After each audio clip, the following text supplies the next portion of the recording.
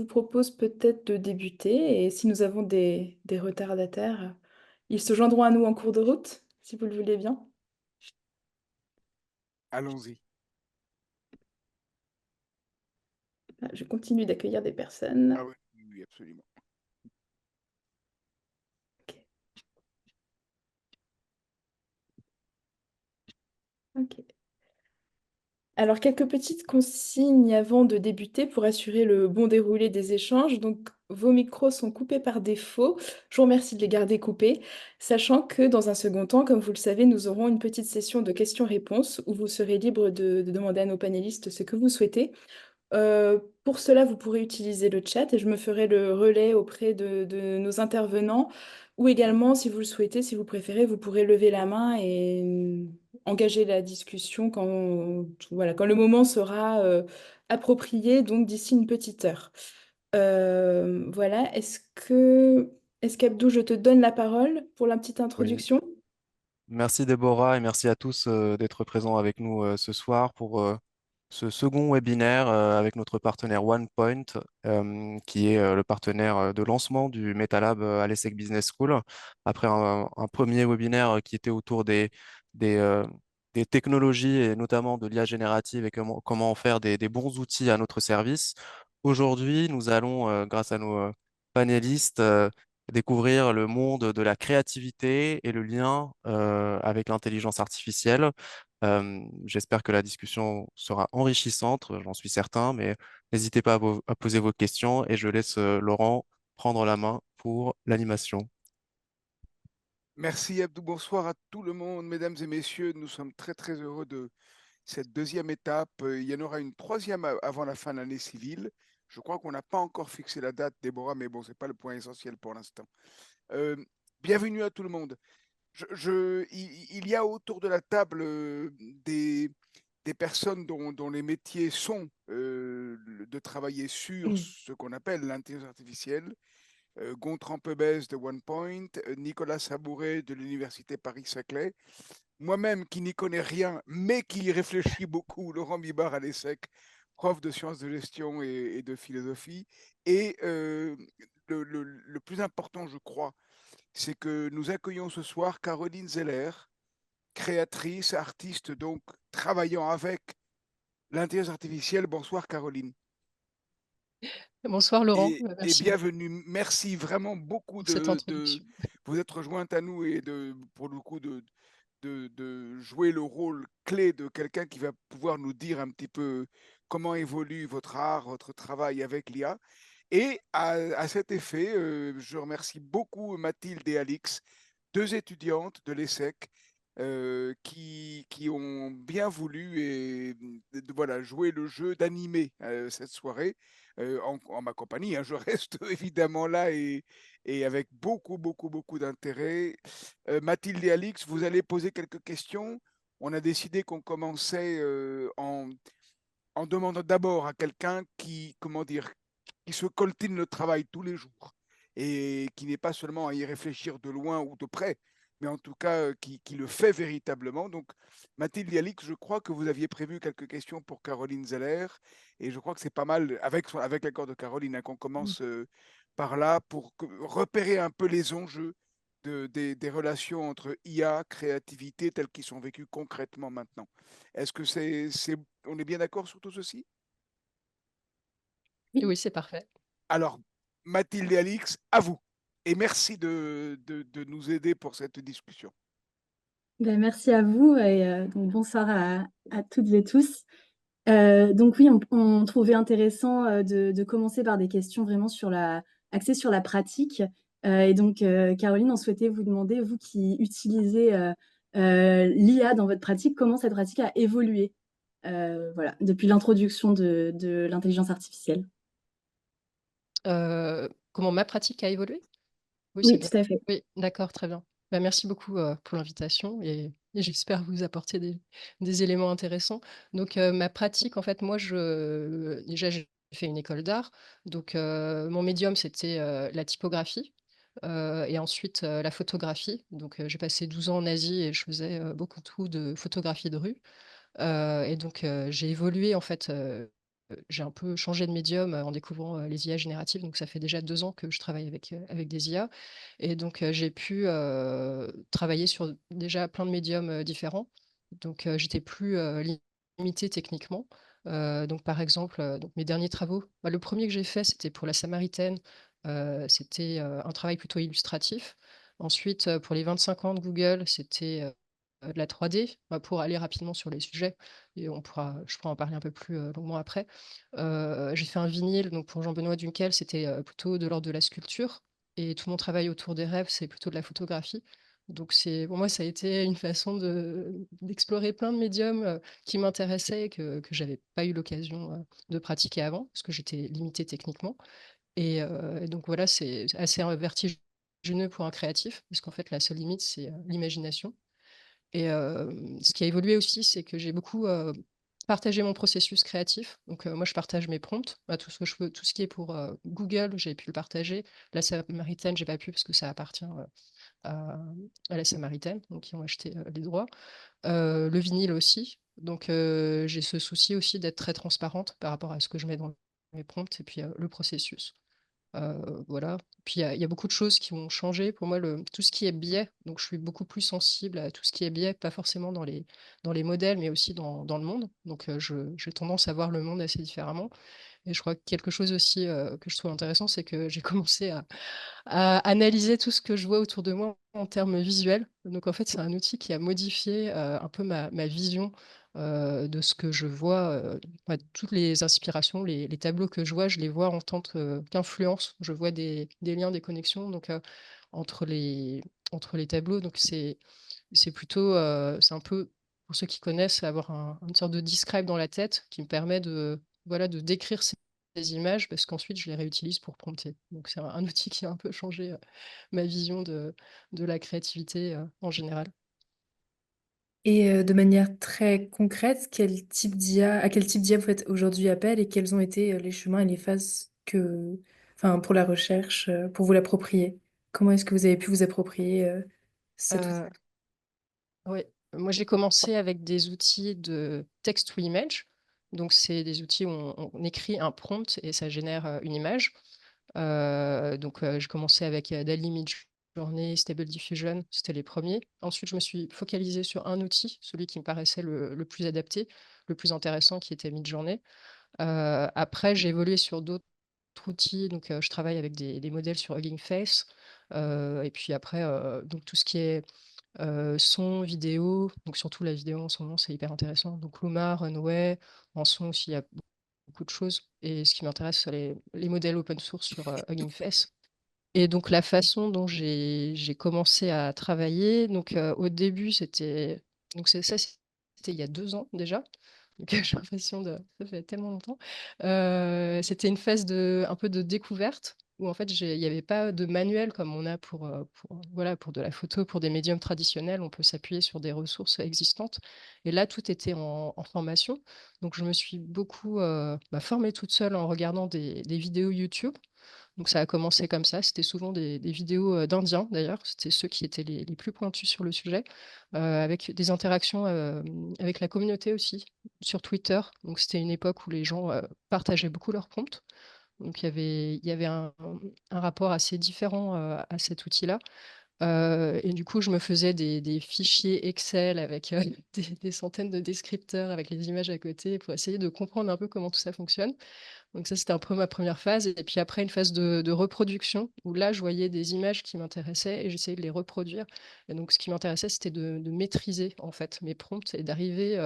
donc, j'avais un objectif et j'essayais d'être le plus pointu possible dans mon prompt. Et puis aussi, autour de la maîtrise, voir qu'il y avait plein de façons, en fait, de travailler, plein de chemins possibles. Donc, j'ai vraiment développé ça, mais par la reproduction.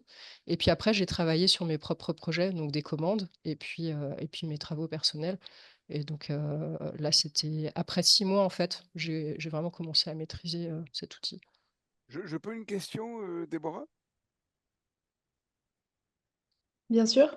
Oui. J'ai une question, une naïveté totale, Caroline. Mm. C'est le prompt, c'est quoi? C'est de décrire en quelques mots ce que vous souhaitez demander à l'IA qu'elle produise. Est-ce que j'ai bien compris? Oui, oui, pardon, du Non, coup, non, je mais, parle non, comme ça. non, non, mais c'est Mais, très bien parce que du coup, c'est oui, bien ça, c'est ça l'idée? oui, c'est important. Oui, c'est cette requête textuelle, donc qui est générée qu'on écrit en langage naturel. Donc celui qu'on, voilà, c'est pas du code et qui permet de communiquer à une IA des intentions. Donc là, pour Et est-ce qu'on peut dire que c'est ça l'intuition, le noyau intuitif de l'œuvre? Ou je dis n'importe quoi? Oui, en fait, c'est un peu de déceler, je pense au début, c'est de déceler ces sortes de couple texte-image et de comprendre que si on active ce mot-là, en fait, quelle image va, si on utilise ce mot-là, quelle image va être activée en dessous. Donc, essayer de comprendre comment ça fonctionne et après d'aller combiner donc, les choses. Donc, se dire, si je mets ça et ça ensemble, qu'est-ce que la machine va faire? Et au bout d'un moment, on comprend que les combinaisons, on arrive à aller récupérer des choses dans l'espace latent. Donc, c'est un travail assez exploratoire et intéressant. Mais du coup, ça rétroagit sur les rédactions successives du prompt, j'imagine, non? C'est-à-dire que Oui, si vous découvrez que tel mot donne un truc que vous ne trouvez pas du tout correct, etc. oui, Ah oui. oui, c'est itératif, comme avec d'autres modèles, comme ChatGPT, c'est ce modèle itératif où en fait, en fonction de la réponse qu'on a, on va aller changer son prompt. Donc sinon, on peut avoir du one shot où on dit, bah voilà, ça c'est je j'ai créé mon prompt, j'ai une réponse et si je m'arrête là, en fait, bah, c'est pas très intéressant. C'est oui, c'est bien ou c'est pas bien, mais ce qui est intéressant, c'est tout le déroulé après.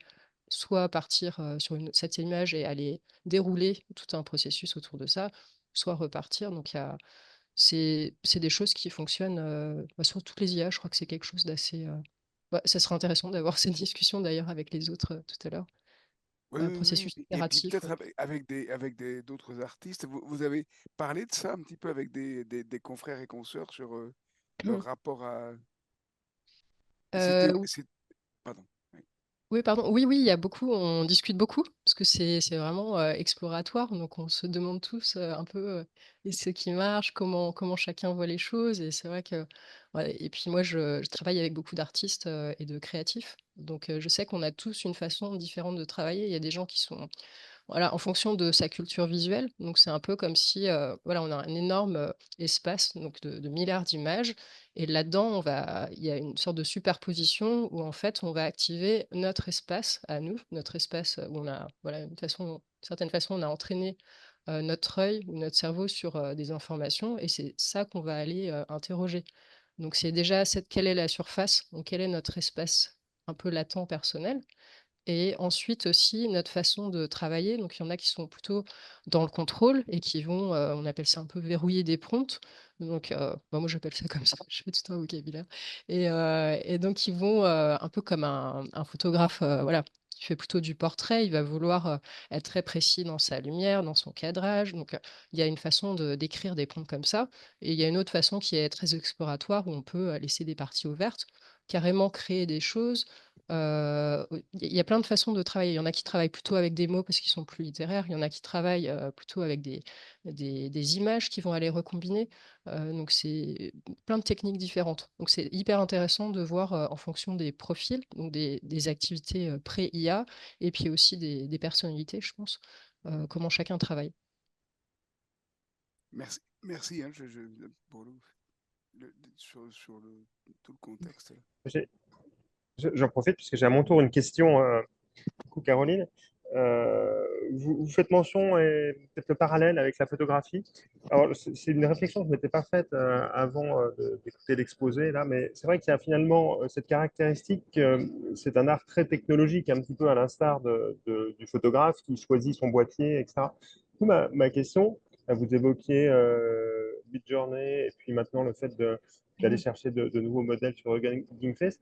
Quel est c'est quoi? C'est purement intuitif? C'est de la curiosité? C'est des filons qu'on se refile entre artistes, le fait d'utiliser tel ou tel modèle? J'essaye de faire le parallèle avec le photographe qui choisit tel ou Oui. tel boîtier, hein. Oui, oui, c'est un peu ça.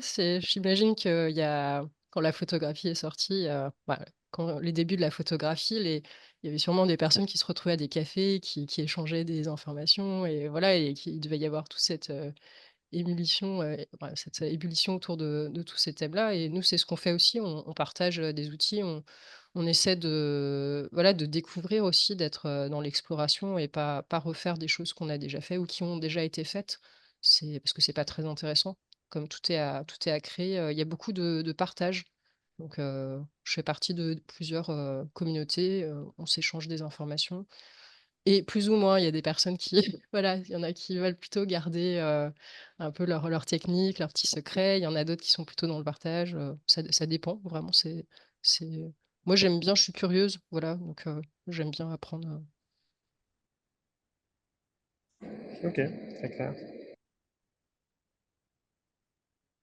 Et justement, pour aller dans ce sens, est-ce que vous percevez l'IA strictement comme un outil où il y a vraiment une dimension collaborative dans le travail artistique, que ce soit avec l'intelligence artificielle ou alors avec d'autres artistes? Oui, depuis toujours, ce qui m'intéresse, c'est la collaboration. Donc, vous voyez, tous mes travaux ont été collaboratifs depuis que. Donc, je me souviens, à un moment, j'avais fait une pièce de théâtre. Donc, quand j'étais. C'était autour de. Moi, c'est un peu long à expliquer, mais en fait, je faisais intervenir un, un comédien et puis aussi le public collaborait en fait puisqu'il créait la pièce. Donc il y a toujours eu cette part d'aléatoire dans mon travail. Je pense que c'est quelque chose, et même le fait que je m'intéresse plutôt à la photographie de rue plutôt qu'au reste, je pense que c'est très clair. Et en tout cas pour l'IA, c'est un travail collaboratif. Après, il y a c'est un peu comme si on donnait des casquettes différentes à l'IA. On peut choisir de lui donner, par exemple, un rôle d'exécutant, où on va lui dire de suivre rigoureusement ce qu'on lui demande. Et donc là, on peut arriver quand même à un degré de précision qui est très fin. Et donc là, je lui donne pas beaucoup de créativité. Donc c'est un rôle que je lui assigne. Mais après, je peux lui donner un rôle de collaborateur et du coup, d'une certaine façon, ouvrir certaines parties de mon prompt et lui dire, pour cette partie-là, ce qui m'intéresse, c'est ton interprétation. Donc il y a ça, ou carrément, finalement, lui donner un rôle d'artiste et être dans quelque chose d'un processus très aléatoire. Et là, je vais me laisser surprendre par les résultats. Et du coup, et c'est là où ça pose question aussi, c'est l'IA qui est artiste et moi, je deviens curatrice du travail d'artiste de l'IA. Et ce que je fais, c'est que je change un peu les casquettes au fur et à mesure des projets. Peut-être qu'au début, je vais lui donner beaucoup d'espace et quelquefois, je vais réduire cet espace.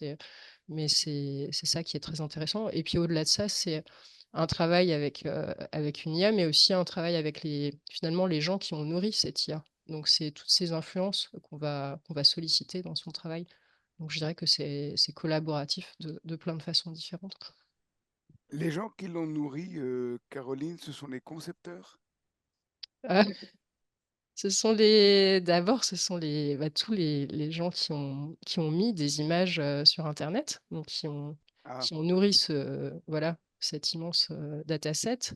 Et ensuite, ces données qui ont été récupérées de façon plus ou moins licite par des grands groupes et qui ont ensuite été fine-tunées et entraînées pour qu'on puisse les utiliser. Donc, c'est pour ça que ça pose tous ces problèmes de propriété intellectuelle, parce que personne n'a été sollicité. On n'a pas demandé l'avis des artistes avant de mettre leur nom et leurs œuvres dans ces outils. ah, donc l'IA se sert d'œuvres. Pardon, quelqu'un voulait parler, excusez-moi. Non, pardon Laurent.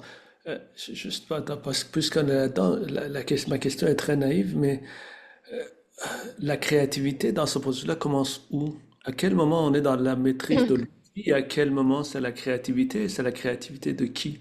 C'est où le commencement de ce processus créatif? Parce que vous disiez, bon, la maîtrise de rédaction de prompt, bien, mais est-ce qu'on est dans la maîtrise de l'outil ou on est dans la créativité à ce moment-là? Mais ça, en fait, dès lors qu'on a une intention et qu'on l'exprime à travers un outil, ça peut être voilà, vu comme un médium et un outil d'expression, que ce soit un crayon ou un outil aussi puissant. Ou en tout cas, par exemple, ce que j'avais vu que j'avais trouvé intéressant, c'était que j'avais fait des describes, donc des analyses de mes images quand je faisais de la photographie de rue à Hong Kong. où j'ai passé 12 ans en Asie et j'avais fait des Describe, donc j'avais analysé des images que j'avais faites à Hong Kong et à chaque fois, donc dans mes images, quand l'IA les analysait, il me donnait l'appareil photo que j'avais utilisé, tous les settings, tous les réglages que j'avais mis sur mon appareil, donc ce que je trouvais déjà fou. Et ensuite, il me mettait toujours in the style of Wong Kar-wai. Donc, je me disais Wong Kar-wai en permanence. Et en fait, c'est vrai qu'à cette époque-là, je regardais énormément de films de Wong Kar-wai et sans m'en apercevoir, en fait, je plagiais d'une certaine façon ou je m'inspirais fortement du travail de Wong Kar-wai. Mais c'est juste que c'était pas visible. Donc ça, j'avais trouvé et du coup, ça m'a fait réfléchir à la façon dont je crée et donc aussi mon rôle, qu'est-ce que c'était la créativité? Et pour moi, la créativité, c'est juste, d'aller chercher des sources différentes et de tout remixer et de recombiner ça. Mais qu'en fait, ce processus, il est pas forcément apparent dans les outils, traditionnels. Parce qu'on a mis un peu l'artiste au centre de sa création et qu'on a tendance à couper un petit peu tous les liens, dire, «Voilà, il y a cette œuvre, et oublier tout ce qui a inspiré, ce travail-là. Et donc en fait, on est porté, on travaille à partir de tout ce qu'on a vu, de gens qui étaient avant nous, des choses qu'on recombine et après forcément ce qu'on devrait faire, c'est remettre ce qu'on crée à disposition des autres. Donc c'est une vision différente de la propriété intellectuelle aussi. C'est très intéressant ce que vous dites, Caroline, sur l'intentionnalité de la création. Dans les interventions que je fais en médiation scientifique, très souvent, les gens s'inquiètent du remplacement de l'artiste par l'IA. Et à chaque fois, un élément de réponse que j'essaie de donner, c'est mais il ne faut pas confondre la production de contenu, ce que c'est faire une IA, et la Mmh. création. Pour moi, la création, il y a une intentionnalité, et c'est celle que vous décrivez dans votre travail à travers les Ouais, exemples que vous venez d'évoquer. ouais. Merci. Moi, ça m'intéresserait beaucoup aussi d'avoir votre avis sur le sujet. Après, enfin, je ne sais pas comment Laurent, tu veux procéder. Peut-être qu'il y avait d'autres questions des étudiants avant qu'on lance des débats. Comment tu voulais avancer, Laurent, dans le... Alors, moi, je ne souhaite pas être moteur de la discussion, pas trop. Mais malgré tout, à vrai dire, c'est vrai, j'ai une question. C'est l'IA nous rend capable de savoir toutes sortes d'influences, je crois, si j'ai bien compris, Caroline, vous me direz. Mmh. Et ma question, c'est est-ce qu'il faut qu'on les sache? Parce qu'en gros, je prends un exemple que j'admire et qui est ancien, etc. Mais Mozart, évidemment, il connaît le solfège par cœur, la musique par cœur, il est influencé, mais c'est Mozart. Et il aurait su quelles influences, dans quelle tourmente d'influence il se trouvait, est-ce que ça aurait changé quelque chose? Et là, ça m'intéressait, parce que je crois avoir compris que ce que vous dites, c'est on prend conscience de tout l'ensemble où on est. Oui. Et ma question, ça serait à l'artiste, le faut-il? Je sais pas, c'est vrai Et que moi non plus, je ne sais pas pour le coup, ça peut bloquer certaines personnes ou peut nous permettre d'aller plus loin.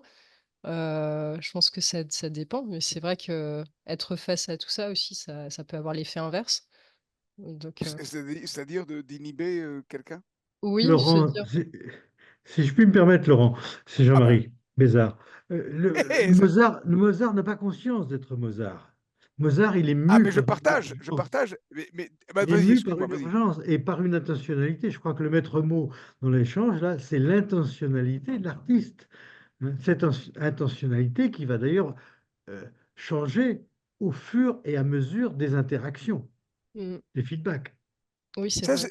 c'est ce que vous avez dit, Caroline, effectivement, hein. Oui, oui, en fait, on a une sorte de point ou par exemple, si on veut exprimer un sentiment ou quelque chose, un point vers lequel on veut aller. Et puis, au fur et à mesure, on peut se dire, bah, tiens, cette route-là, en fait, elle est intéressante. Et du coup, le point d'arrivée va changer.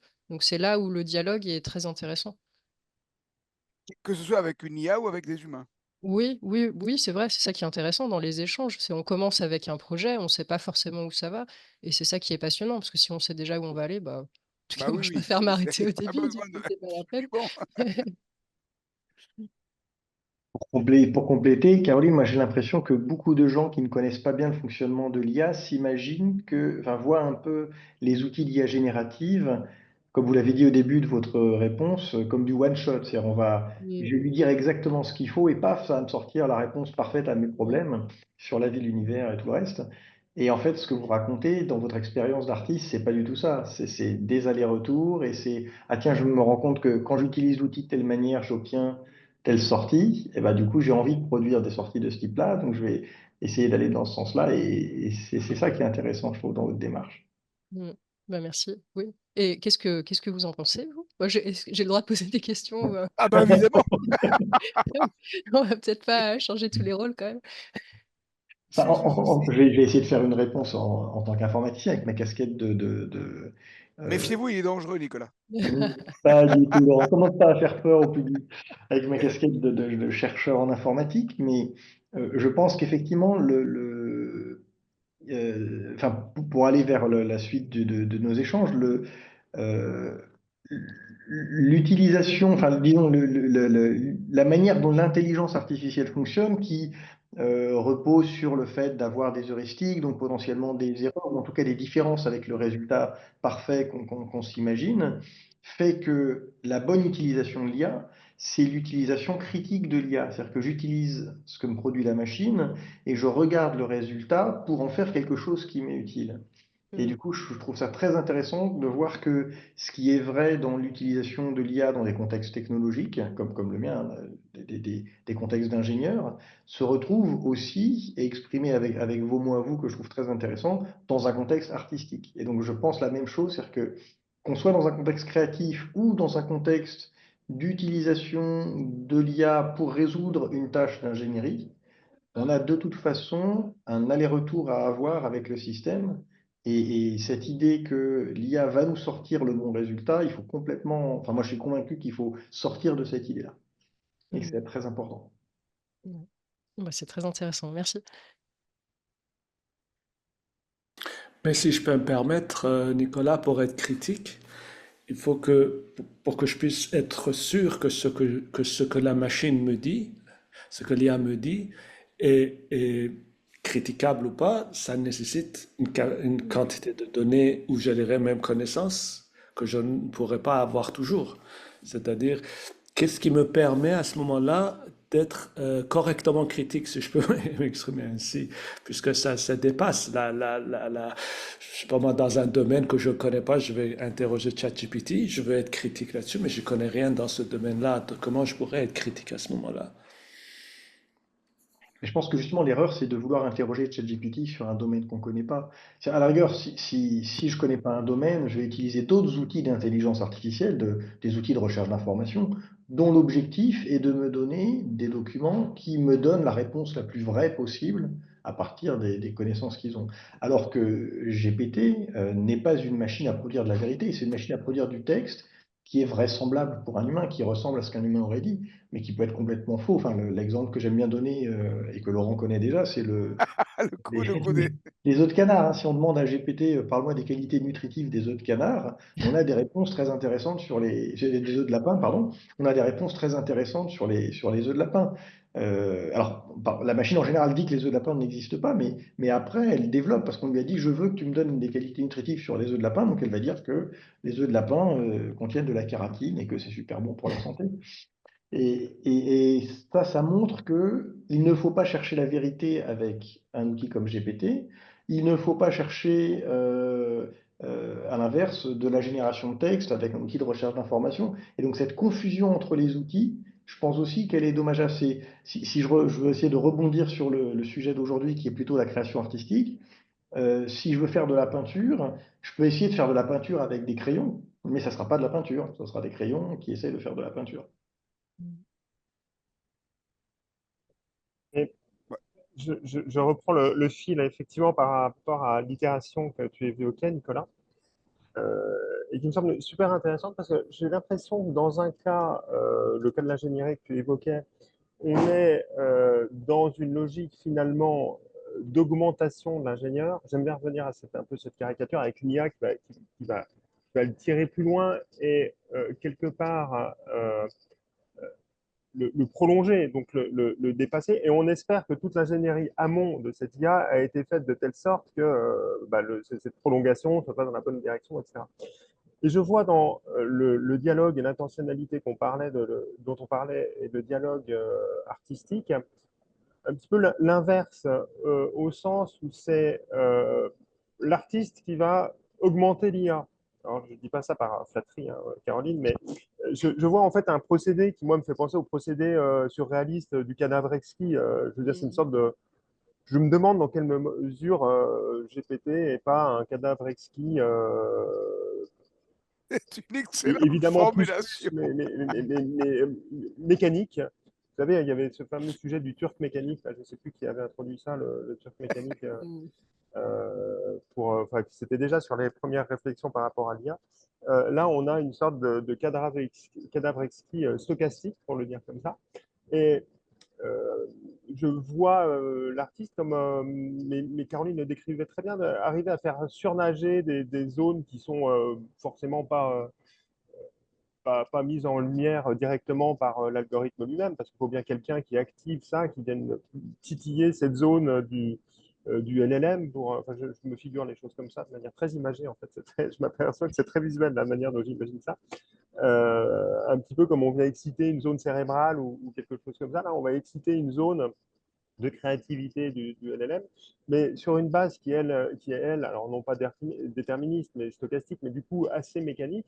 Et là, on a le travail de curation, mais qu'évoquait Caroline, qui vient a posteriori dans une logique de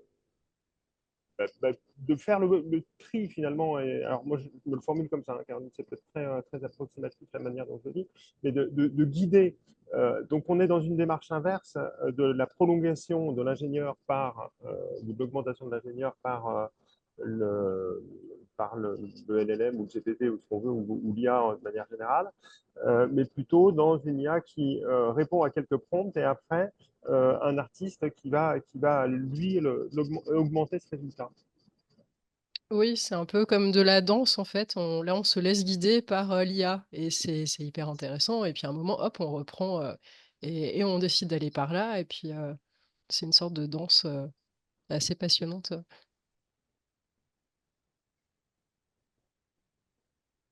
À titre perso, avant peut-être que Mathilde et Alix reprennent le lead, hein, moi je souhaite dire que la métaphore, enfin, ou l'idée de la danse me paraît remarquable. Ça, c'est pas de l'inféodation, de la soumission aux technologies. C'est du jeu JEU avec elle. Et c'est magistral. Dansons, je suis très sérieux pour le coup. Je trouve qu'il y a beaucoup trop d'inféodation dans le grand public. Ça y est, c'est fini, nous, les humains. Non, qu'on danse avec, ça me paraît remarquable. Je suis d'accord avec toi, mon cher Laurent, Ah, bah complètement. tiens, ravi, Muriel, de t'entendre là-dessus. Vraiment, j'ai beaucoup aimé l'analogie avec la danse. Je trouve ça très juste et très, très, très beau et ça nous ramène à de la poésie, à quelque chose de l'ordre du ludique, de l'onirique, qui nous fait faire un pas de côté, si je puis dire, pour peut-être mieux revenir à l'IA, mais en tout cas, faire un pas de côté, ça donne du souffle. La prochaine fois, on chante la valse à 1000 temps. Mathilde et Alix, au boulot. Pardon de vous dire comme ça. Oui, merci beaucoup pour ces échanges. C'est vraiment passionnant. Donc là, j'ai l'impression qu'en fait, on a abordé plusieurs problématiques qui sont assez clés. Donc, notamment, moi, ce que je trouvais intéressant, c'est d'avoir mis sur le même plan échange ou danse avec l'intelligence artificielle, échange avec d'autres artistes, comme s'il y avait une sorte de réseau de la création qu'on mettait en parallèle ici. Ou aussi les questions de propriété intellectuelle qu'on a évoquées brièvement. Et moi, je pense que ça me paraît important de revenir sur la question d'intentionnalité, parce que si jamais ça vous paraît une bonne idée de revenir sur ce terme, de le définir, et de définir ses liens avec la créativité et qu'est-ce qu'on peut en faire vis-à-vis de l'intelligence artificielle. Et qui, Mathilde? Qui veut?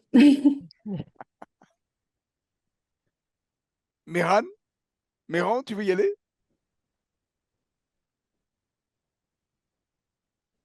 Ah zut, le son passe peut-être pas.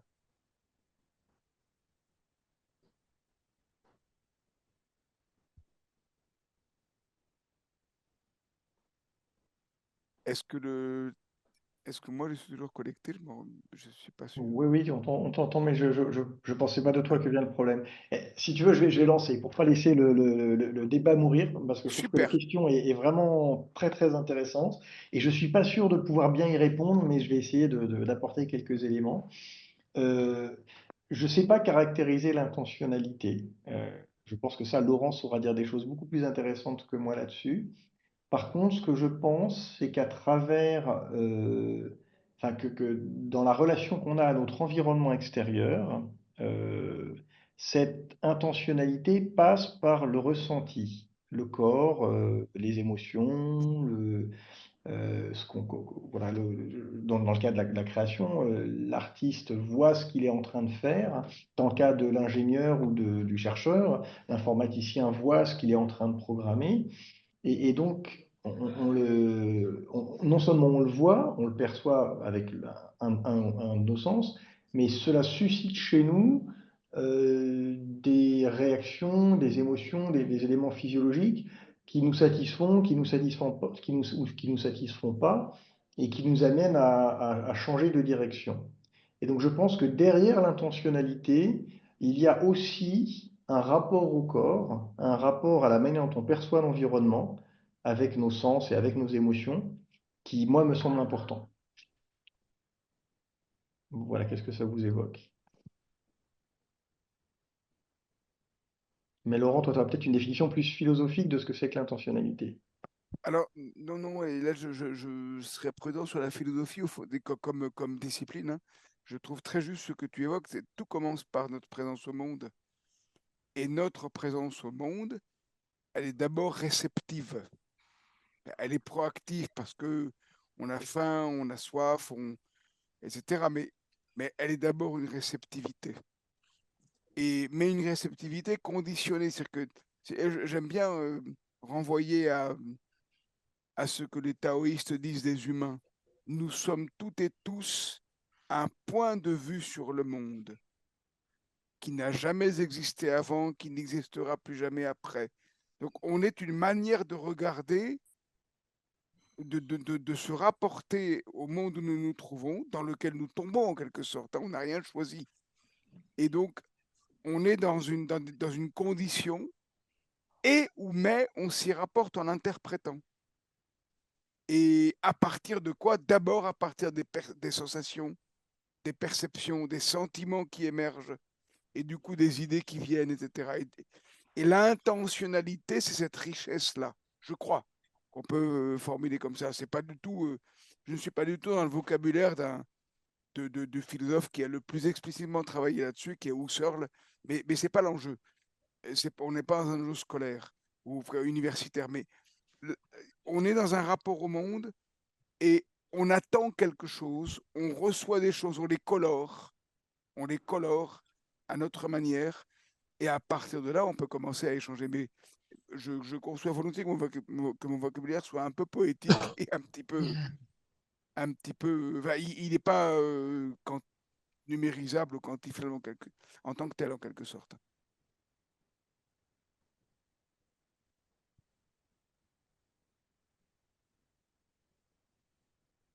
Je ne sais pas si quelqu'un voudrait réagir, oui. Et Caroline, vous-même, hein, Euh, oui, avec plaisir. Après, je veux pas monopoliser la discussion, mais c'est vrai que ce rapport au corps, en fait, c'est vrai que quand j'ai regardé mes prompts, donc, je trouve ça difficile d'analyser ce que je fais. Je fais et puis quelques jours ou quelques semaines plus tard, j'essaie de comprendre en regardant. Et c'est vrai qu'il y a beaucoup de choses qui sont liées à des expériences du vécu, et c'est lié à des rapports, oui, un rapport au monde qui passe par les sens. Et c'est ça qui fait que je pense que les prompts sont intéressants. Bah, les résultats sont intéressants, c'est quand il y a quelque chose d'humain qu'on perçoit à travers ça, et ça passe à travers le corps. Et ce que vous disiez, je trouve ça très très juste, et je l'ai ressenti dans mon expérience aussi. Nicolas, tu travailles sur les émotions dans un contexte médical très très important pour le coup, mais il y a sans aucun doute dans le. Tu peux peut-être raconter l'histoire. Moi, ça me semble au Non, fond mais assez. je voulais réagir parce que tu as parlé de numériser. Est-ce que c'est numérisable? Je pense que d'une certaine manière, tout est numérisable. Si on accepte que numériser, c'est pas la réalité.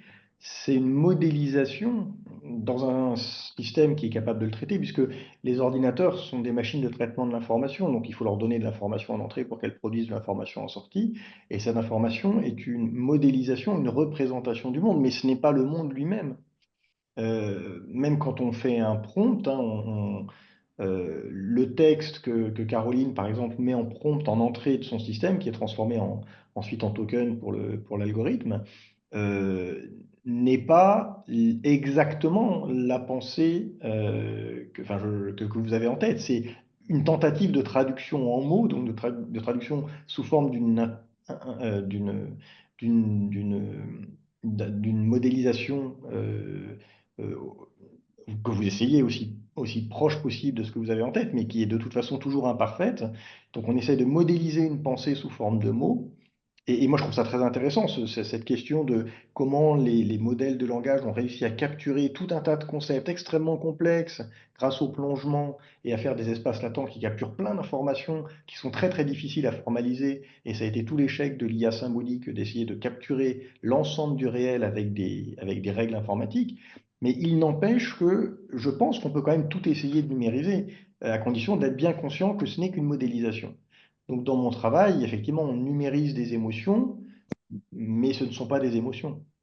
Il n'y a pas de corps, c'est une traduction informatique qui essaye d'être fidèle, qui essaye d'être utile à l'utilisateur derrière, de ce que sont les émotions pour arriver à faire fonctionner un système avec un but bien précis. Mais Et Alors, pardon, allez-y, Caroline, excusez-moi. oui, pardon. Mais je pensais, mais du coup, ça rejoint un peu le langage. C'est dans certaines langues, par exemple la neige au Japon, il y a différents types de mots pour décrire la neige. On n'a qu'un mot en France. Donc c'est aussi une modélisation. Et on peut se demander, du coup, si on réduit pas par le langage certaines choses, et au même titre que des IA génératives. complètement. Moi, je suis complètement d'accord. Je pense que le langage est évidemment réducteur, mais en même temps, on a réussi à faire des sociétés avec le langage. Alors, de temps en temps, c'est un peu la guerre, c'est pas parfait, mais globalement, ça marche plutôt pas si mal que ça. Mais c'est forcément une réduction. On n'est jamais complètement dans le cerveau de quelqu'un d'autre. Et je crois que c'est ça qui est intéressant à travers l'IA, c'est que ça, je pense, et en tout cas, c'est comme ça que moi j'entendais ce que vous disiez tout à l'heure, ça peut être un moyen, un nouvel outil pour rendre accessible des choses, des sentiments, des envies qu'a le créateur, qu'a l'artiste. Et donc, tout outil est bon à prendre. Et c'est ça que j'essayais de dire avec on peut tout numériser. C'est-à-dire que si, à travers la numérisation, on arrive à faire sortir des choses qu'on a en soi, bah, finalement, c'est plutôt bien. Mm. Mais ça, c'est mon côté toujours très enthousiaste vis-à-vis de l'IA, hein, Laurent. Moi, je trouve ça à la fois enthousiaste, mais très, très ajusté. C'est-à-dire que du coup, on en arrive à la pertinence d'une interaction. L'IA n'épuise jamais le réel, mais elle contre-propose à partir du prompt, et merci de l'apprentissage du mot, Caroline, pour moi ce soir, hein, elle contre-propose quelque chose, et là, vous repérez ce qui vous semble convenir ou pas à partir de votre intuition ou sentiment initial, et ça commence à jouer, à danser, comme vous avez dit.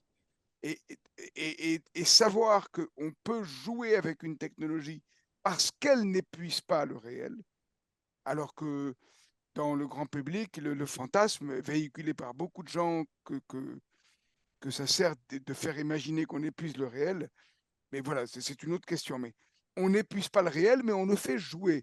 Ça me paraît remarquable. Et alors, pardon, Nicolas, de revenir à ce que tu fais, mais je crois que c'est pas inutile.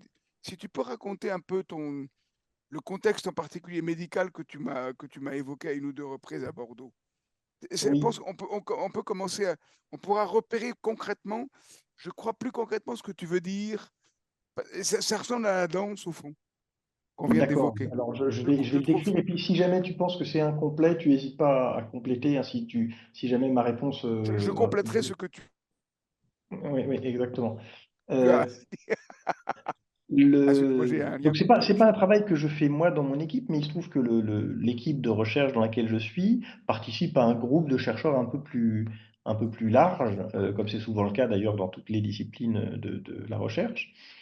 qui travaille sur les processus affectifs, les interactions entre l'humain et la machine, et comment on peut essayer de développer des systèmes dans lesquels les émotions sont mieux prises en compte dans les interactions humain-machine.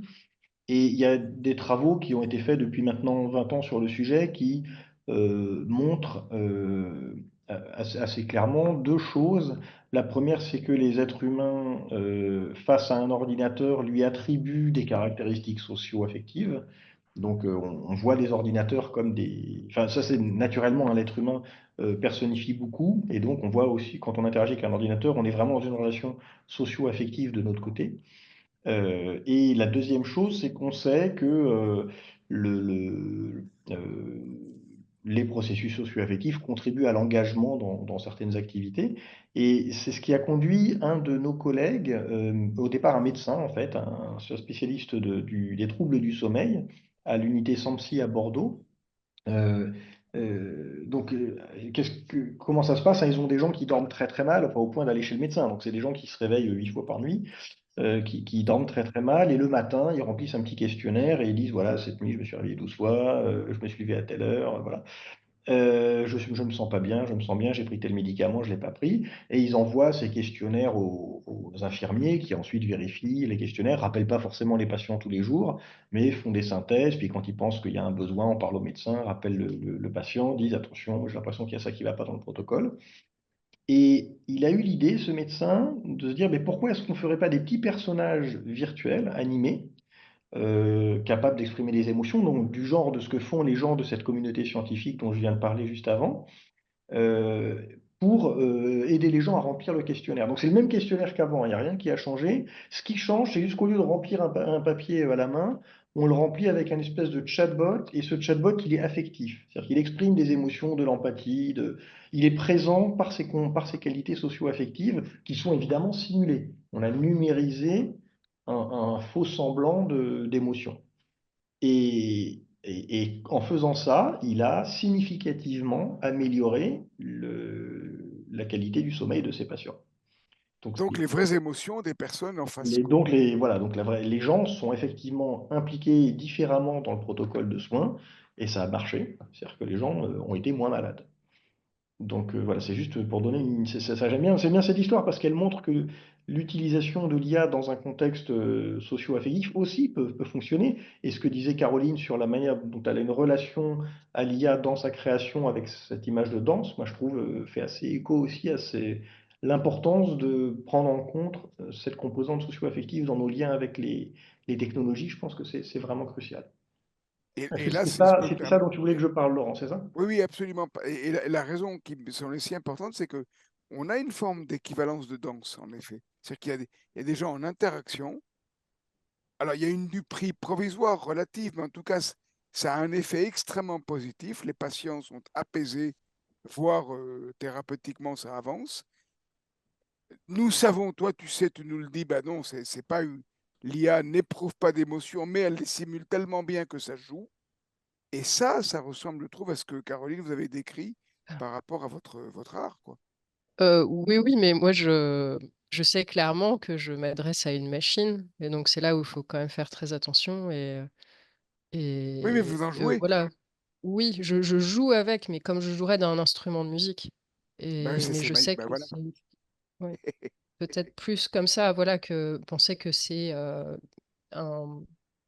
Je pense pas que c'est un être humain ou quelque chose qui a une sensibilité Tout à fait. ou que. Ça, les patients Voilà. sont peut-être Ça, dans cette c'est. illusion Oui, provisoire. je pense Alors, qu'il faut faire très attention à ça. je pense que les patients sont conscients de ce qui a été fait par le médecin. C'est-à-dire que la machine n'essaye pas de se faire passer pour un être humain. Ils Ah, sont d'accord. conscients qu'ils sont face. Le personnage c'est un personnage dessiné, donc on voit bien que c'est un dessin. Il n'y a pas de doute sur le fait que c'est pas photoréaliste hein, du tout comme rendu. Ça reste un personnage dessiné.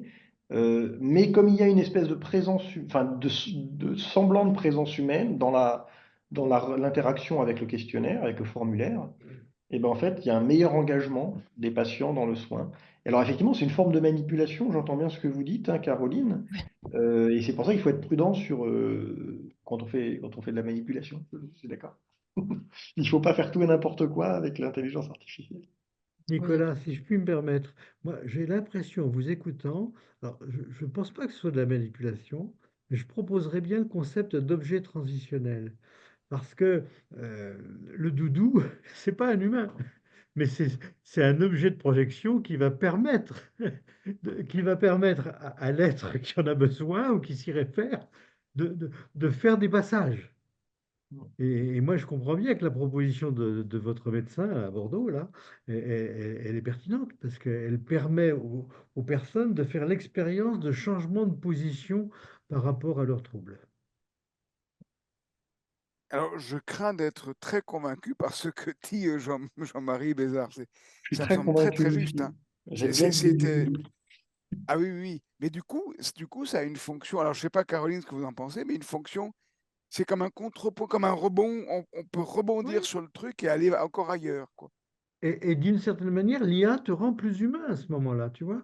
Parce que j'ai bien aimé, moi, la distinction qui est faite, hein, en disant, attention, on n'est pas sur on n'est pas sur du décalque, confondons pas, je ne trouve plus mes notes, là, c'est bien ça, hein, par rapport à la production, je crois que oui, il faut bien pas confondre production et création, je crois que c'est Nicolas qui l'a dit, ça, hein.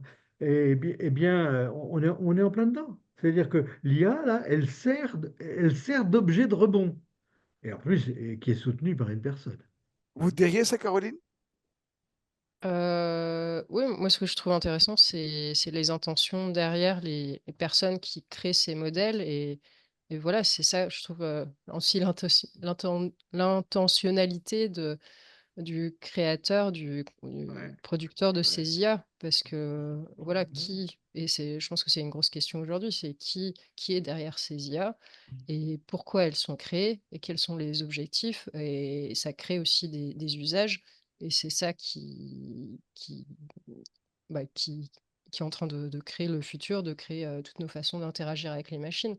Donc si c'est dans un but de manipulation, en effet, ça peut être très dangereux.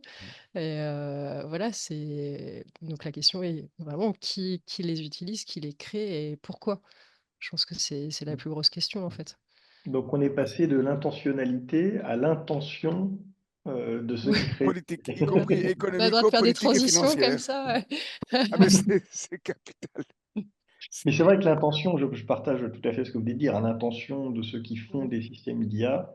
Et Laurent, je sais que toi aussi, c'est un sujet qui te préoccupe beaucoup. Ah oui. Elle est cruciale. Et Elle du est... coup, Mathilde et Alix, est-ce que ça vous inspire des questions ou des réactions, ça, de votre côté? Oui, on réfléchissait aussi à là, parce qu'on est beaucoup du côté du créateur ou de la créatrice. Comment ça se passe quand on est du côté de la réception? Parce que j'ai l'impression qu'on n'a pas encore trop abordé cet aspect-là, voilà, que ce soit au niveau du public ou alors de personnes qui sont non initiées, quel rôle l'intelligence artificielle peut avoir à jouer à ce niveau-là? Là, Caroline, je crois que c'est Ah vous qui oui, oui, choisissez. pardon. Oui, mais ça m'intéressait aussi d'écouter les autres là-dessus. Moi, par rapport à mon travail, moi, j'ai des réactions très, très différentes, donc qui peuvent être très positives et aussi très négatives. Donc, un peu, ça peut aller de être impressionné et dire waouh, c'est assez incroyable ce que tu arrives à faire. Et même à part des gens qui s'y connaissent parce qu'ils voient toute la technique qu'il y a derrière.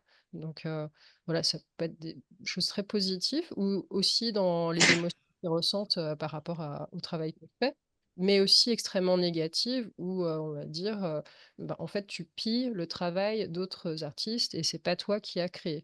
Donc, si je résume en termes voilà, assez clairs certaines positions, c'est des positions voilà, je discute souvent avec d'autres artistes et c'est aussi des choses qu'on leur dit. Donc, par exemple, des artistes qui travaillent avec des médiums assez traditionnels, même de la 3D, des choses comme ça, où ils sont publiquement attaqués par des personnes qui leur disent, bah voilà, vous pillez le travail d'autres artistes, pourquoi est-ce que vous faites ça? Arrêtez tout de suite. Et voilà, je vois souvent des messages passer comme ça et ça peut être assez violent. C'est d'autant plus surprenant que dans vos œuvres, alors moi je ne suis pas expert dans votre travail, mais j'ai été regarder un petit peu ce que vous faisiez, ce que je trouve d'ailleurs admirable. euh, on ne voit pas trace d'un autre artiste. On voit bien que c'est des créations qui mélangent différentes choses, qui sont très variées. Donc, alors, après, j'entends bien que vous disiez, même quand je faisais de la photo, je le faisais à la manière de tel réalisateur Oui. Voilà, donc de toute façon, les artistes sont inspirés par d'autres artistes, et c'est normal, on fait toujours des choses un peu à la manière d'eux. Mm. Et du coup, moi, je suis un petit peu embêté avec cette histoire de pillage. Il y a des questions de propriété intellectuelle et il y a des questions d'enrichissement de gens qui, pour le coup, ne font pas de la création.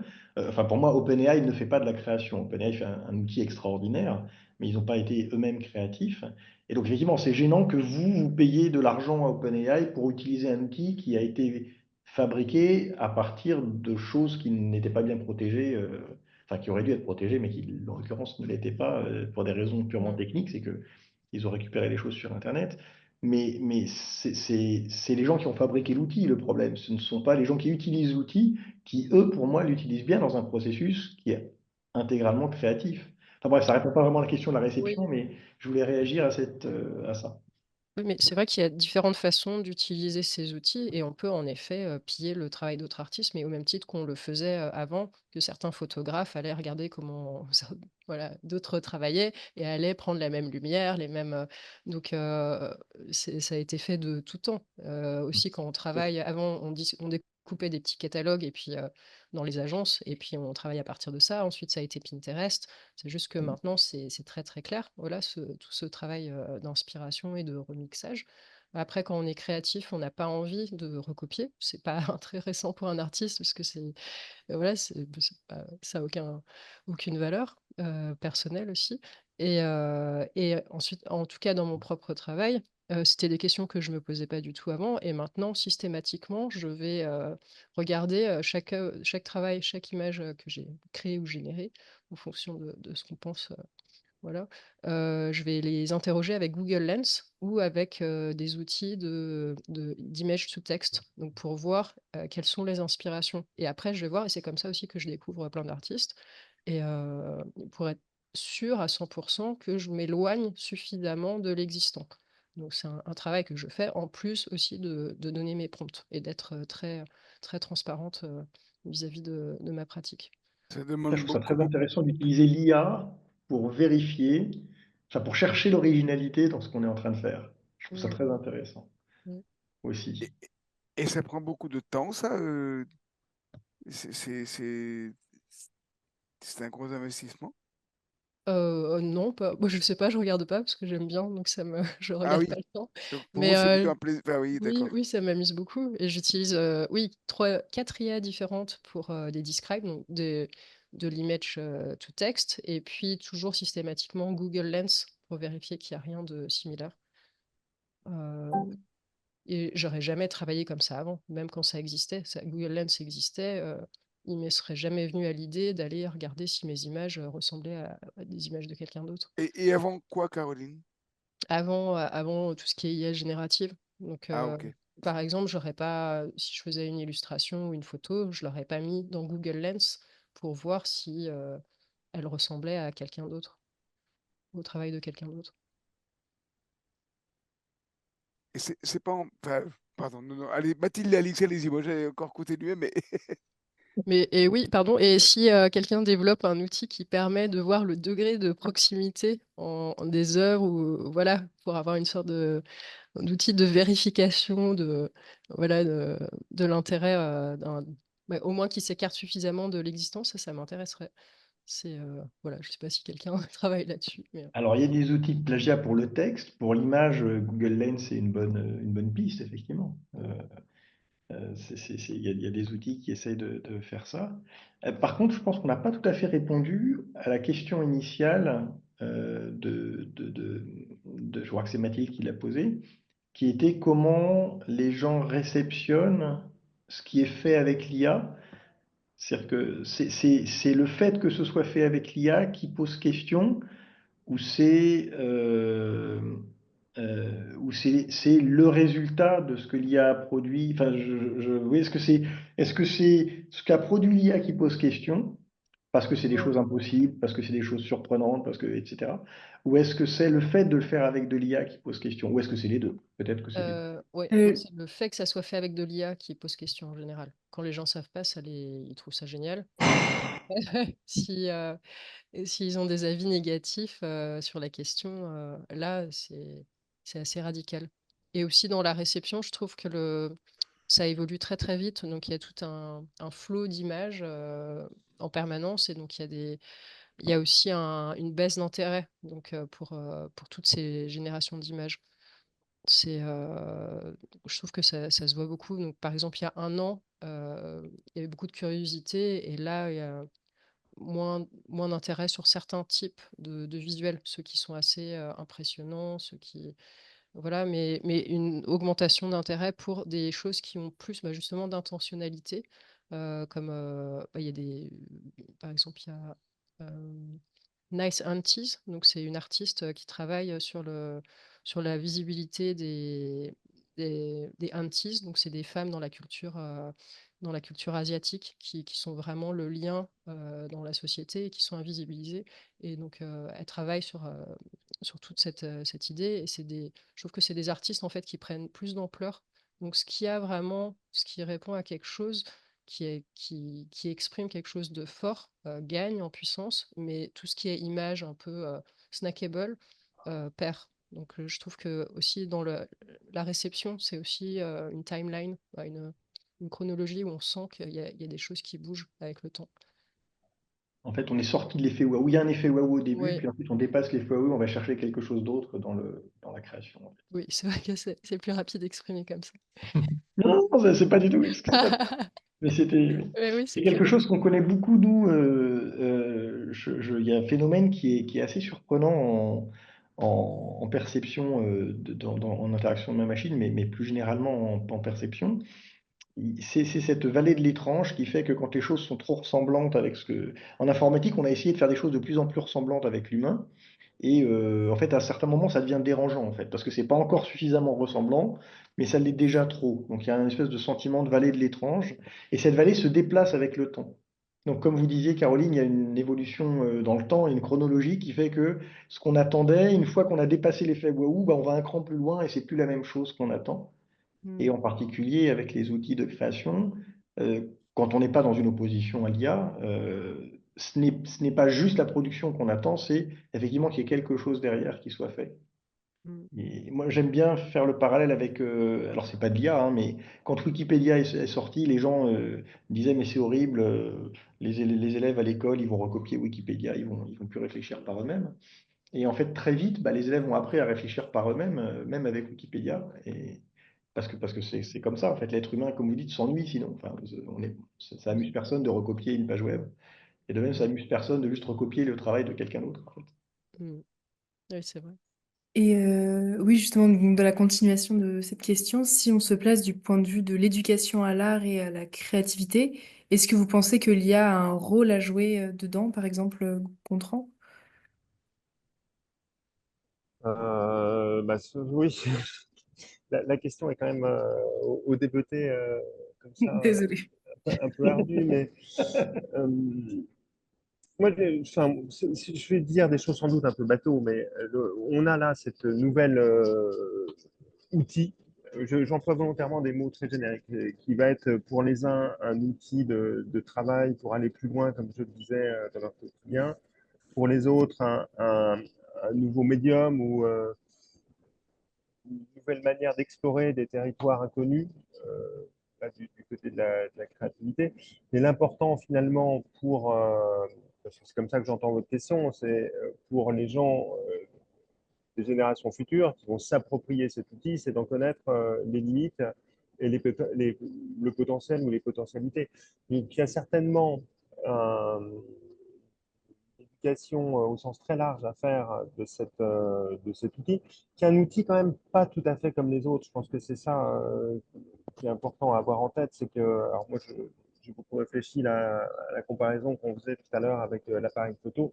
Je pense qu'il y a un côté extrêmement passif dans le boîtier de l'appareil photo, c'est-à-dire qu'une fois qu'il est fabriqué, ben, on fait des milliers de photos, mais il n'y a pas de ce que j'appellerais de boucle retour qui fait que les photos prises vont permettre d'enrichir une nouvelle base de données et quelque part influencer les productions futures. Donc on a là un nouvel outil, qui est d'un genre nouveau dans la mesure où il a cette dimension un petit peu adaptative, auto-apprenante, enfin, pouvant presque vivre sa propre destinée, si je puis le dire. Alors, je fais pas de, je surestime pas les capacités de l'IA, hein, parce que j'ai bien en tête que finalement, ce sont les humains qui l'ont conçu et qui le guident toujours, mais il y a quelque chose d'assez autoporteur dans une intelligence artificielle, contrairement à un pinceau ou un boîtier d'appareil photo. Mais donc l'important par rapport à, enfin justement, comme c'est un outil qui n'est pas inerte, qui est presque quelque chose de vivant, et je mesure bien hein, le sens qu'a ce mot de vivant par opposition au mot artificiel, euh, dans la mesure où on a quelque chose de vivant, d'évolutif, ça serait peut-être le mot plus juste, hein, il est fondamental d'éduquer les futures générations à son utilisation. Et à nouveau, ça passe sans doute par une sorte de tronc commun, hein, que ce soit pour. On ne peut pas présumer de quels seront les usages demain de l'intelligence artificielle. Donc ça passe par une sorte de tronc commun qui consiste à comprendre les fonctionnements de base, parce que je crois que c'est important de comprendre cette mécanique un peu stochastique qui fait qu'on prédit un mot après l'autre, et puis comment cela peut s'extrapoler en images si on est sur de l'art visuel ou en son quand on est dans du sonore. Et puis évidemment, comprendre les limites potentielles, à commencer par les biais et le sujet de la propriété et de la propriété intellectuelle dont on a parlé tout à l'heure.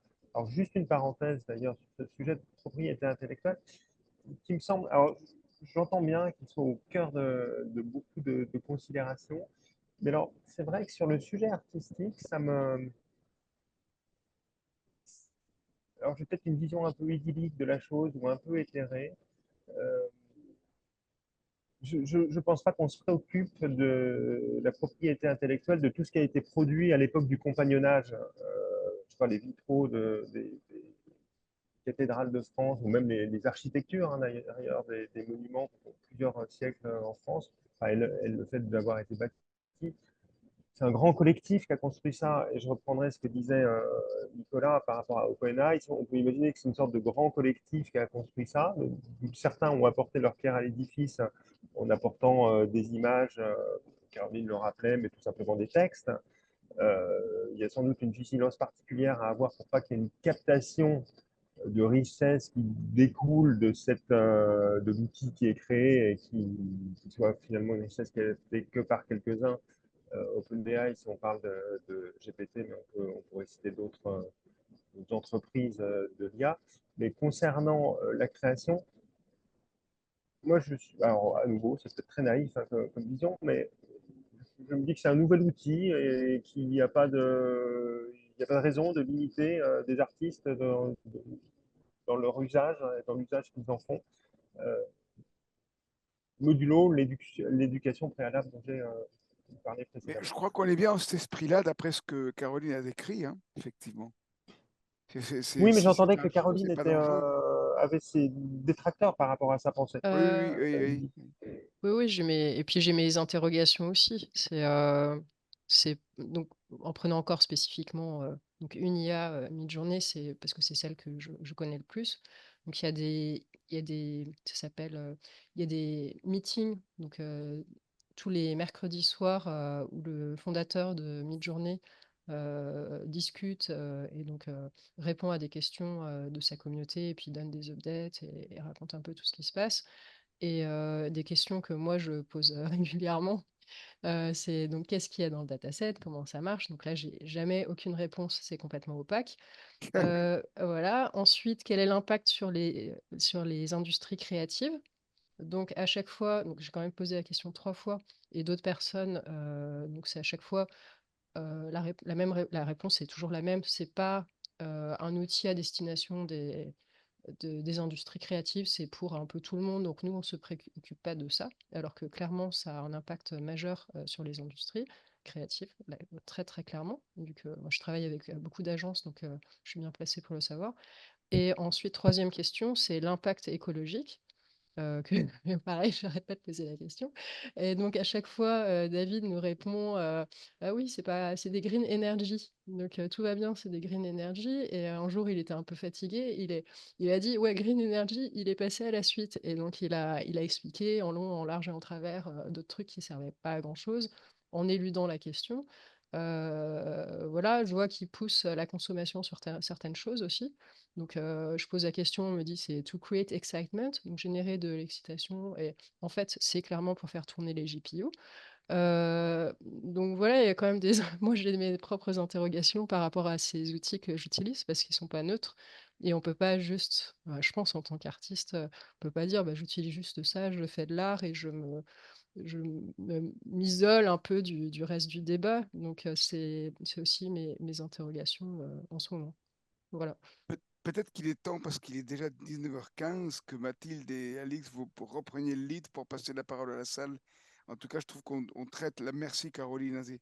Les questions qu'on est en train d'évoquer tous ensemble sont hyper importantes. Euh, Mathilde, Alix, qu'est-ce que vous en pensez? Est-ce qu'il y a eu. Oui, moi, ce que ça m'évoque aussi, c'est que notamment tout ce qu'on a dit sur le rapport au corps, enfin, en fait, j'ai l'impression que ça m'évoque des adjectifs qu'on attribue aux artistes. Donc, je pense à la sensibilité, à l'originalité. Et ça, c'est des choses qu'on a plutôt dans cette discussion eu tendance à approprier à l'humain qui allait à son tour nourrir l'intelligence artificielle. Enfin, je ne sais pas si c'est des adjectifs qui vous sont venus en tête aussi pendant la discussion, mais voilà, en tout cas, merci à tous pour ces beaux échanges. Et est-ce que Merci beaucoup. Déborah, dans la salle, il y a des questions? J'allais justement me faire un petit peu enfin, regarder le temps qui passe et justement demander à l'audience s'il y avait des questions. Dans le chat, nous n'en avons pas. Maintenant, il est vrai que nous avons eu quelques questions qui ont ponctué les échanges. Mais si quelqu'un parmi les participants ici présents souhaite poser une question à Nicolas, Gontran ou Caroline, c'est le moment. Vous pouvez lever la main ou écrire dans le chat comme vous préférez. Et on est en train d'aborder des questions très, très délicates, hein, pour le coup. Alors, Guillaume, je te passe la parole. Merci. Comme ça, je commence les questions. Merci à tous pour vos échanges. Je voulais juste revenir sur ce que Caroline a dit tout au début, je crois quasiment dans les premières phrases. Vous avez parlé tout à l'heure des questions je crois, de biais, en fait, que Gontran a rementionné ensuite. Et je me demandais justement, comme tout outil, en fait, naturellement, l'humain va en chercher les limites. Mais là, il y a deux types de limites. Il y a les limites qui sont les limites de l'objet, d'aller au-delà de l'objet, comme il y a sur la musique, tous des courants d'abstraction, comme sur l'image. Mais sur la partie de biais, les questions de source et de toutes les questions de discrimination, de non-neutralité de l'outil, comment est-ce que vous l'abordez? Comment est-ce que vous le traitez? Euh, oui, c'est une très bonne question, merci. C'est vrai que par défaut, donc si je fais une femme mi-journée, elle sera blanche, blonde, fine. Malheureusement, je suis un peu dans cette catégorie et j'essaie au maximum d'en sortir. Donc, j'ai une amie qui est tout l'opposé de moi. Et je trouve ça génial. Et elle m'a dit, mais tes images, tu te rends compte de ce que tu fais? Et elle me regardait complètement horrifiée. Et en fait, j'avais pas vu. J'avais juste pas vu. Et donc, ça m'a pris un petit peu de temps pour me rendre compte de ce que je faisais. Et là, maintenant, je prompte, je fais extrêmement attention à tout ce que je prompte et je m'aperçois de ces biais donc, dans cet outil. Donc, dans ces paramètres par défaut, maintenant, je sais les changer très, très facilement. Donc, pour ceux qui veulent tester, il faut juste ajouter un tout petit peu d'un paramètre, le paramètre weird, mettre ça à 20% par exemple. Et du coup, on a de la diversité dans ces personnages. Mais c'est vrai qu'au début, en fait, je m'en étais pas aperçue moi-même. Il m'a fallu un temps pour m'en rendre compte. Et puis tout ce qu'il y a eu comme débat aussi autour de tout ça. Et c'est vrai que c'est problématique. Mais c'est très facile de s'en écarter.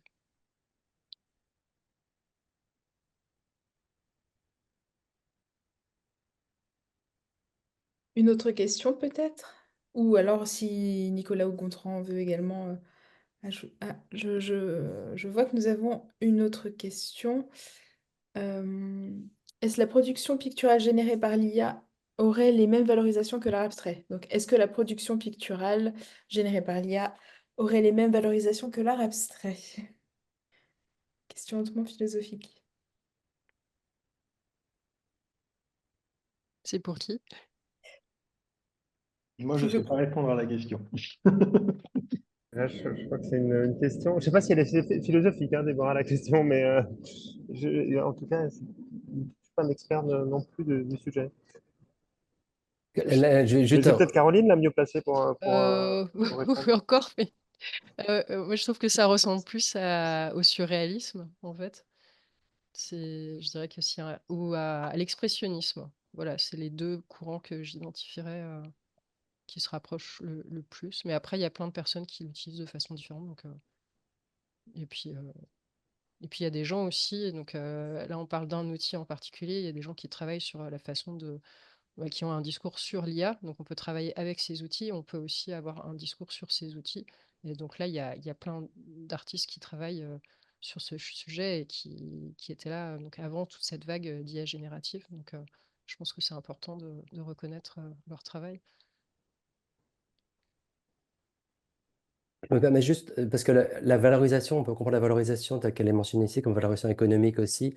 Et la question qui est posée dans ce cas-là, si on l'interprète ainsi, et ça va être la question de est-ce qu'on quelle est la valeur de. Enfin, est-ce qu'on pourrait aussi considérer simplement, enfin, c'est vraiment ce qu'on entend.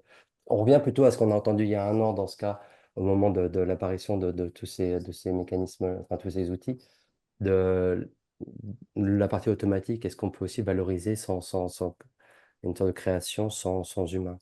Est-ce que et on revient sur ce que vous disiez, Caroline, tout à l'heure, sur finalement, est-ce que OpenAI n'a pas aussi créé un très bel outil qui pourrait dont on pourrait valoriser la production sans avoir besoin d'intention humaine après d'utilisateur. Euh, Est-ce qu'une œuvre purement aléatoire, avec des prompts aléatoires, ne pourrait pas elle aussi avoir une valeur? Il y a un travail, je crois, de Klingemann, je ne sais plus comment il s'appelle, où il a créé c'est une IA qui crée les œuvres, et ensuite c'est les humains qui font la curation, et les œuvres ensuite sont vendues. Donc ça existe déjà. Il faudrait juste que je retrouve le nom. Mais, je ne sais plus comment ça s'appelle.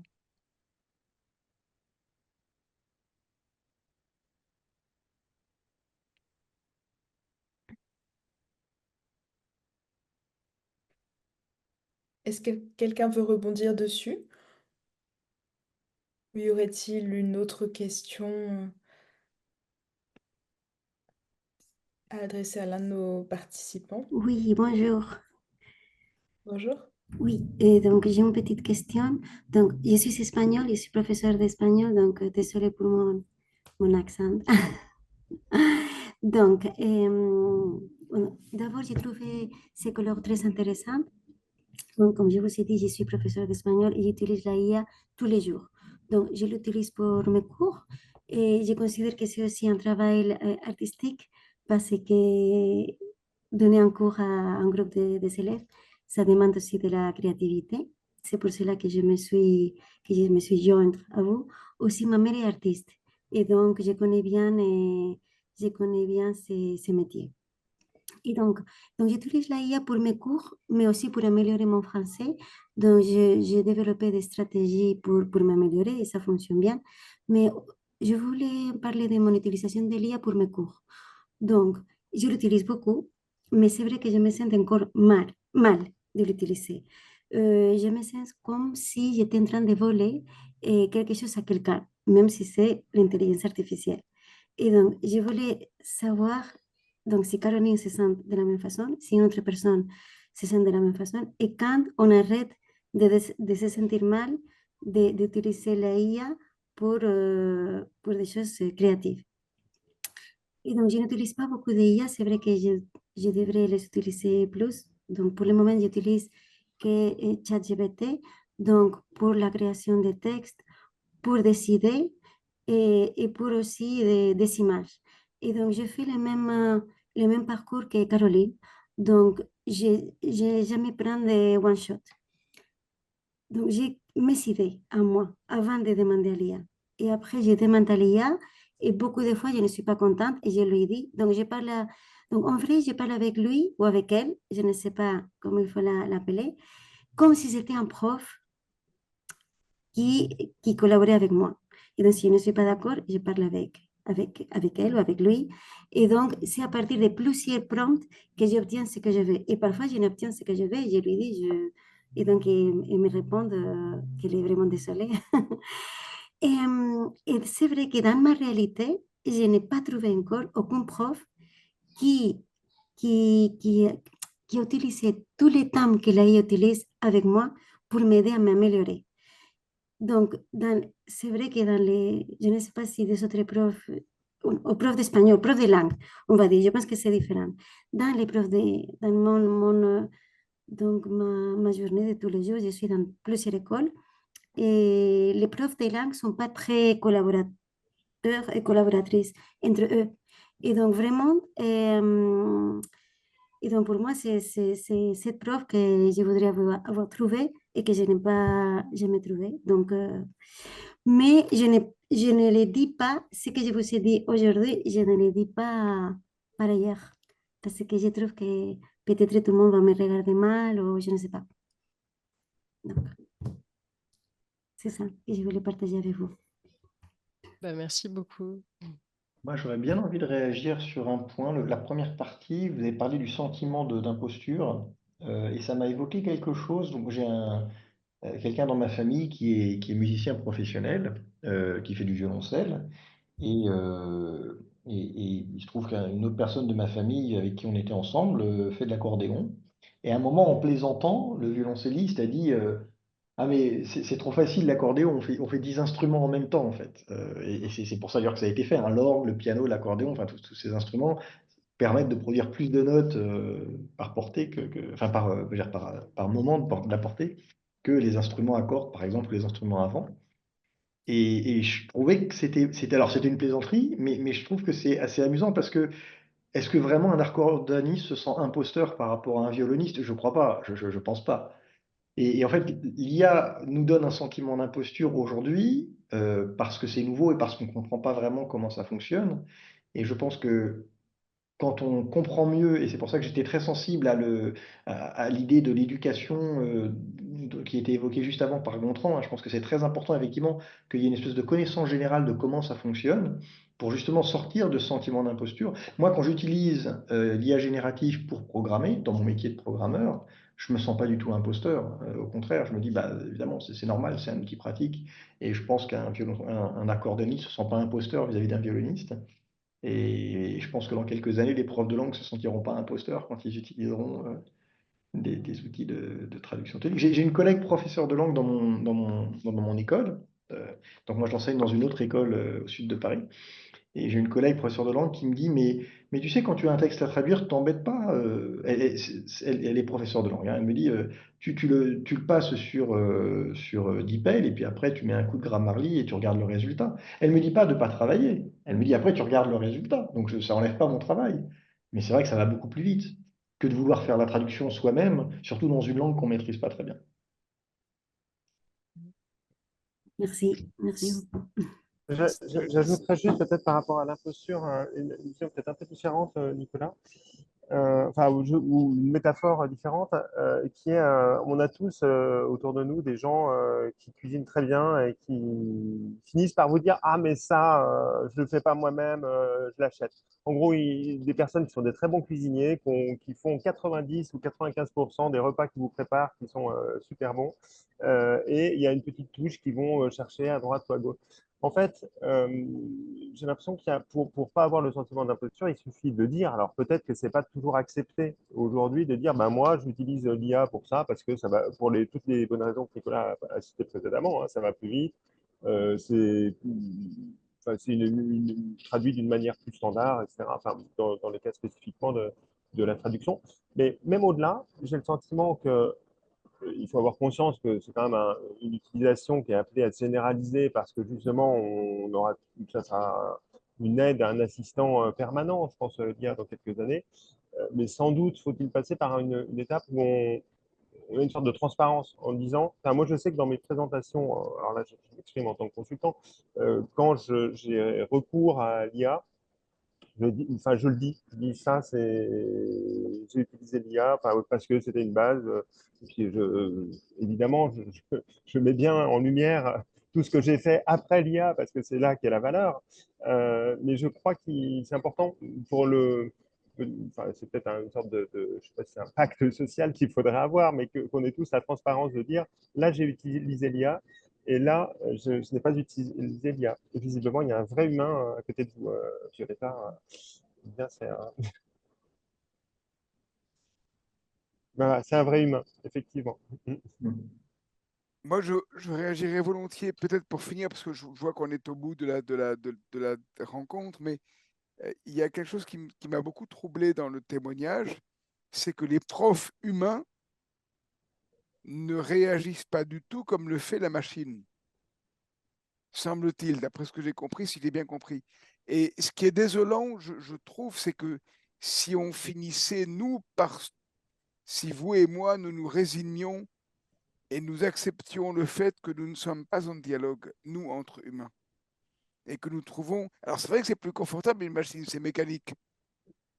Et un humain peut toujours dire non, j'ai pas envie de te répondre, je causerai pas. Donc, l'humain peut refuser. Je crois que c'est capital qu'on cultive avec ténacité la nécessité du sens de la relation, y compris si elle est difficile.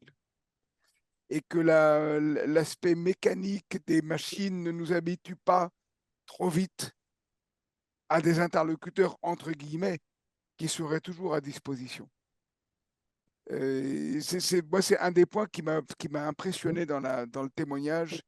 Si j'ai bien compris, hein, j'ai peut-être pas très bien compris, mais ça me semble essentiel. Si j'ai bien compris, ça me semble essentiel qu'on ne s'habitue pas à avoir quelqu'un sous la main.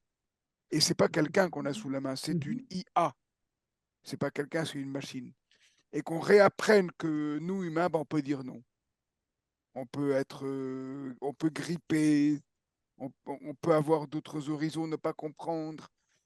Et ça fait partie de notre humanité. Ça me semble tout à fait capital de le mettre en relief. Mais j'ai peut-être pas très bien compris ce qui a été évoqué tout à l'heure à ce propos. Je te rejoins parfaitement.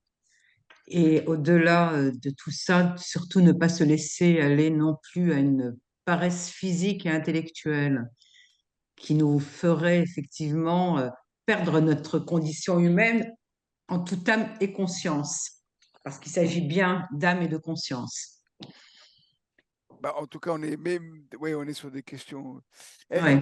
Où en est-on, Mathilde, Alix? Est-ce qu'il y a des questions et Déborah, des questions ont émergé dans la salle ou qu'est-ce qu'il en est de la... Alors, nous n'avons pas plus de questions dans le chat. Et nous non plus.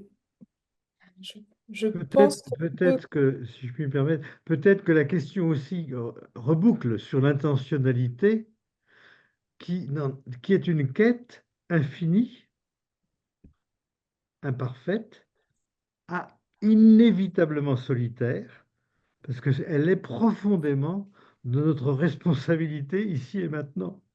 C'est aussi notre finitude. Et on se débrouille avec ça. Oui.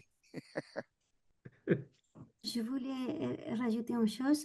Donc, en fait, ce que je pense, c'est que peut-être l'IA nous rend compte à nous qu'on était un peu solitaire et qu'on n'avait pas donné suffisamment d'importance à cette collaboration entre les humains. Moi, je sais, je parle avec des autres profs, ils se sentent très seuls dans leur journée.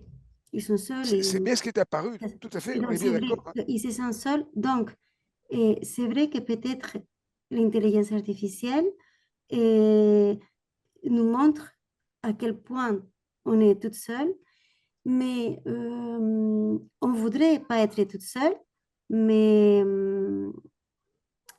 ça, je ne sais pas comment on peut moi, je dirais volontiers, mais n'allons pas chercher dans les machines le palliatif de la solitude. Oui. Au Japon, c'est beaucoup le cas.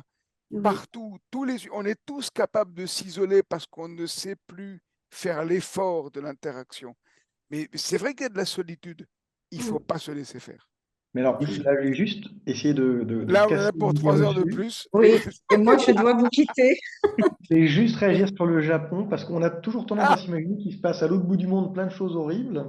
Oui, mais Et c'est beaucoup le cas ici en France aussi, sans aucun doute, Nicolas. les Japonais ont une relation différente de nous à la technologie, c'est vrai, mais pour avoir vécu un petit peu au Japon, il y a aussi beaucoup de gens dans les rues, des bénévoles, des retraités Enfin, moi, je suis toujours très surpris. On a été très contents pendant les JO à Paris là, d'avoir plein de bénévoles qui nous guidaient partout. Et en fait, dans la culture japonaise, il y a ça aussi. Donc, je pense que les Absolument, Japonais absolument.